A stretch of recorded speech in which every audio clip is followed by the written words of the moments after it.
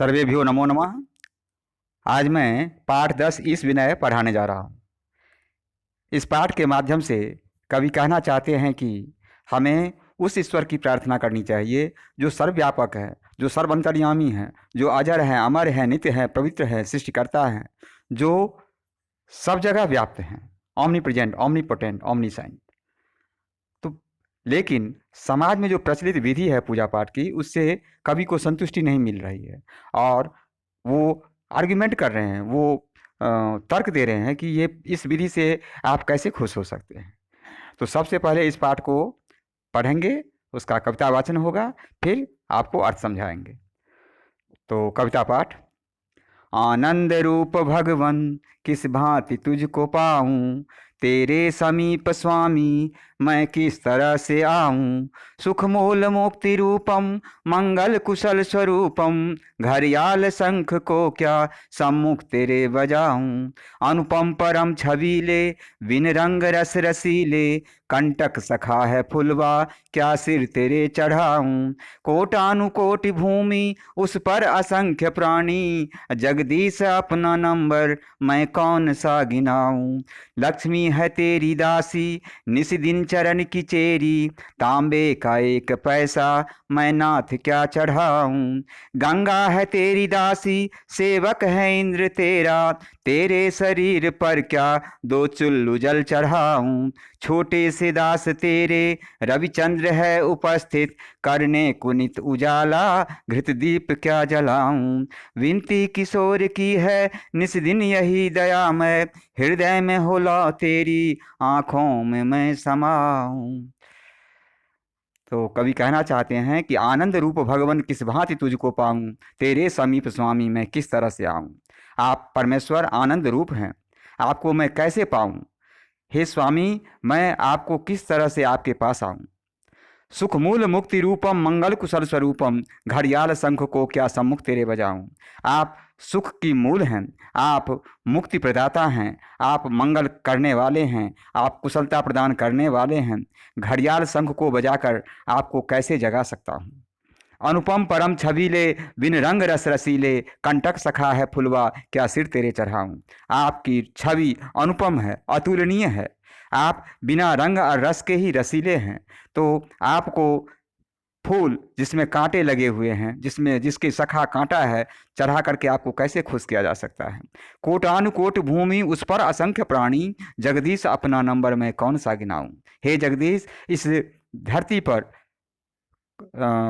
लाखों square kilometre में ज़मीन है और उस पर असंख्य प्राणी है। तो मैं आपको अपना नंबर, जो पूजा पाठ में अपना पूरा बताया जाता है कि मैं ये हूँ, मैं ये हूँ, मैं पूजा करना चाहता हूँ, तो इस तरह से मैं आपको खुश कैसे कर सकता हूँ, क्योंकि आप असंख्य प्राणी हैं और इस कोटानुकोट भूमि है।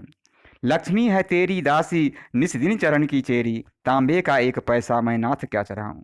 लक्ष्मी आपकी दासी है, जो धन की देवी है, सबको धन देती है लक्ष्मी, और वही आपकी दासी हैं और निस दिन चरण की और आपकी सेवा करती हैं। और तांबे का एक पैसा, जो एक पैसा मैं तांबे का एक पैसा मैं मूर्ति पर चढ़ाता हूँ, तो इस तरह से मैं भगवान को कैसे, परमेश्वर को कैसे खुश कर सकता हूँ, जबकि सबको धन देने वाली लक्ष्मी उनकी दासी है। गंगा है तेरी दासी सेवक है इंद्र तेरा, तेरे शरीर पर क्या दो चुल्लू जल चढ़ाऊं। गंगा जिसकी लंबाई लगभग 2500 किलोमीटर है, कहीं कहीं जिसकी चौड़ाई 1 किलोमीटर तक है, तो ऐसी गंगा जिनके दासी है, वर्षा के देव इंद्र जिनका सेवक है, ऐसे परमात्मा को कैसे दो चुल्लू जल चढ़ा के, दो चुल्लू गंगा जल चढ़ा करके खुश किया जा सकता है। छोटे से दास तेरे रविचंद्र है उपस्थित, करने को नित उजाला घृतदीप क्या जलाऊं।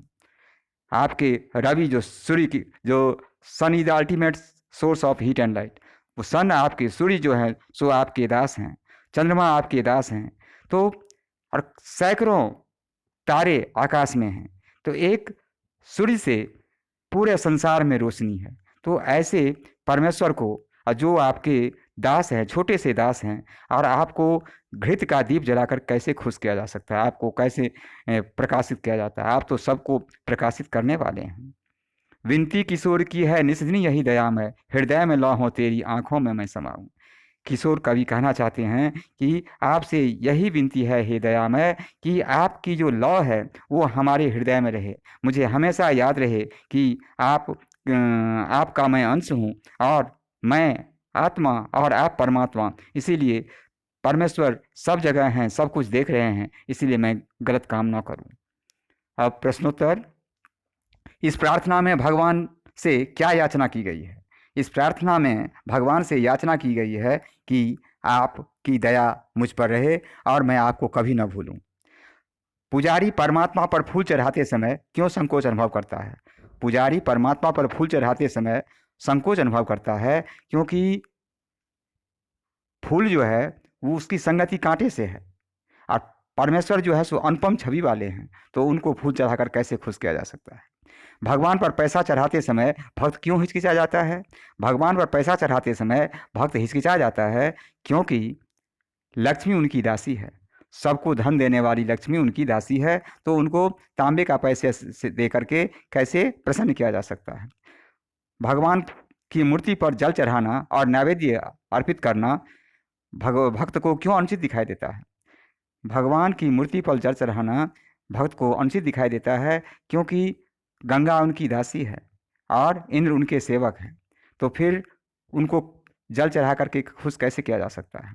इस भजन में आए संकेत के आधार पर मूर्ति पूजा के विरुद्ध एक संक्षिप्त लेख लिखें। मूर्ति पूजा उचित नहीं है। वैसे परमेश्वर सब जगह व्याप्त हैं, कण कण में परमेश्वर भी। ईशावास्यमिदं सर्वम यत् किंचित जगत्याम जगत।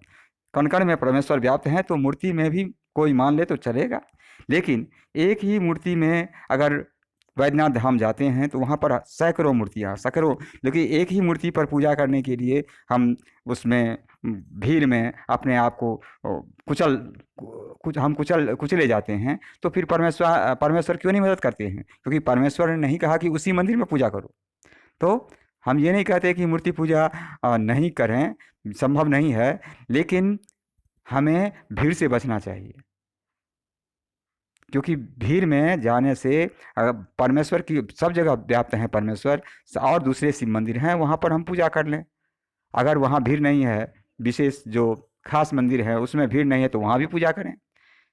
इसका मतलब ये भी कि तीर्थाटन नहीं, तीर्थाटन भी उचित है, क्योंकि हम दूसरी संस्कृति, कल्चर, सभ्यता से अवगत होते हैं, इसीलिए तीर्थाटन भी ठीक है।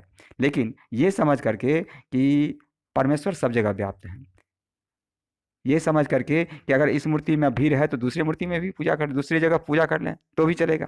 अगर हम उस स्थान में पहुंच गए तो भी बहुत अच्छा है, क्योंकि परमेश्वर तो हृदय में है।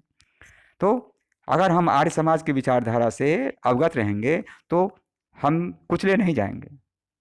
तो हम पैसा नहीं है तो भी द्वारका धाम जाएंगे कर्ज दे करके, वो नहीं जाएंगे, क्योंकि भगवान तो सब जगह हैं। अपने जो शहर में या अपने गांव में जो मूर्ति है वहाँ पर भी तन मन धन पूरा ध्यान से पूजा करें तो हमें फल मिलेगा। So we should believe in God, we should strongly believe in God, we should pray to God, because God is omnipresent, omnipotent, and omniscient. God is God has given everything to survive. So we should be thankful to God. लेकिन इसका मतलब ये नहीं हुआ है कि हमें मूर्ति पर जल चढ़ाते समय भीड़ हो रहा तो भी उसमें जाएंगे, लाखों लाखों आदमी, बहुत आदमी कुचले जाते हैं, तो इसमें परमेश्वर हमें मदद नहीं करेंगे, क्योंकि उन्होंने कहा ही नहीं कि इस मंदिर में तुम जाओ। तो आर्य समाज की विचारधारा अच्छी है, इसको अगर हम आत्मसात करें तो हमारा कल्याण होगा और विश्व का भी कल्याण होगा। Thank you.